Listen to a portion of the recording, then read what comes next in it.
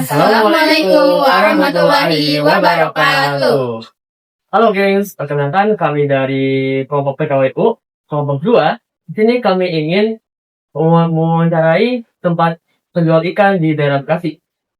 Sebelum itu, perkenalkan nama saya Dirjen Akam Felasuf. Nama saya Syahbanida Paulina. Nama saya Syirah Fumaida. Nama saya Olivia Dikitiani. Nah, langsung saja kita ke videonya ya. Untuk sebelumnya, boleh kami tahu nama lengkap Bapak, usia saat ini? Saya Wahid Ismail Tomo. Usia saya sekarang 29 tahun. Apa yang menginspirasi Bapak untuk terjun ke dunia ikan? Sebenarnya awalnya pengen tahuan tentang dunia ikan dia atau perikanan lah ya. Karena basic saya sebenarnya tidak ada di perikanan. Dan dorongan dari teman-teman sekitar juga untuk ayo dicoba gitu di segmen ini, dan memang ternyata pendapatannya juga mumpuni. Kalau boleh tahu, apa nama toko atau tempat budidaya ini? Toko ini udah sempat berganti nama. Yang awalnya itu Gapi 185, karena awalnya itu saya mulai dari budidaya ikan gapi. Gapi itu termasuk ikan hias. Karena segmen tersebut sudah mulai turun, berangsurnya waktu beralih ke ikan hias, tetap ikan hias, tapi lebih ke secara global. Jadi nama kita ganti jadi Indopisca. Dan sudah berdiri sejak tahun berapa? Kalau sejak tahun berapanya, Gapi 185 itu sudah berjalan sejak tahun 2020. Berganti nama ke Indopisgram itu dari tahun 2023 sampai sekarang.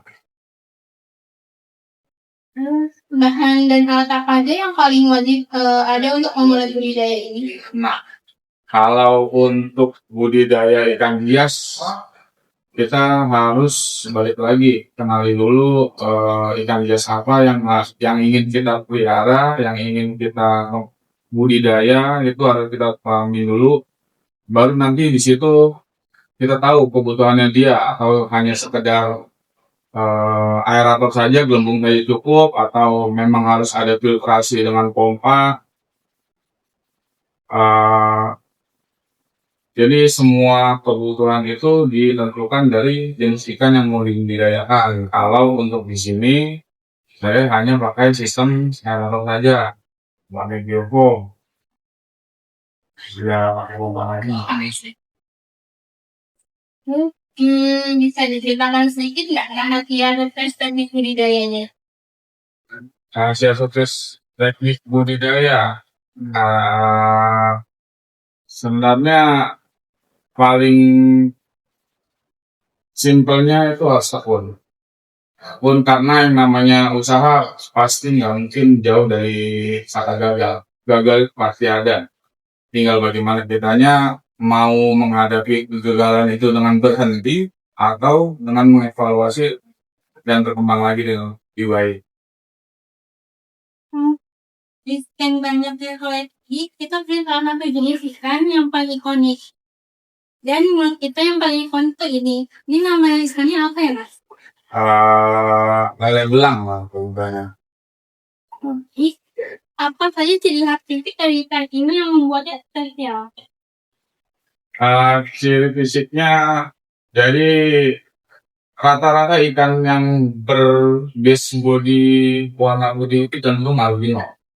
Nah, dia base body-nya itu warna putih, tapi dia bukan albino. Dia mata hitam, dan dia memiliki pigmen warna yang bikin dia punya corak warna hitam.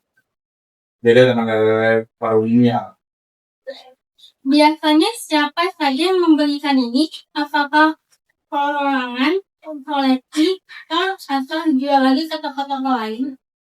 Kalau untuk konsumennya sendiri itu beragam ya. Dari penghobi ada, dari pedagang lagi ada, sampai orang-orang yang buka kios ikan pun ada. Untuk jenis ikan ini, sistem penjualannya bagaimana? Apakah dihitung per ekor atau ada paket bloknya? Untuk jenis ikan ini, sistem penjualannya bagaimana? Apakah dihitung per ekor atau ada paket bloknya tertentu? Nah, untuk pasar penghobi, cenderung kita jualnya per ekor. Karena itu segmen tersendiri. Tapi kalau kita mendapatinya customer seperti orang-orang yang punya kios atau pedagang lagi, kita jualnya banding per 10, per 15, dan harga itu cenderung lebih murah dibanding yang harus per ekor. Bagi kami yang pemula, kira-kira berapa kisaran modal awal yang dibutuhkan untuk mulai membudidayakan jenis ikan ini sampai siap jual?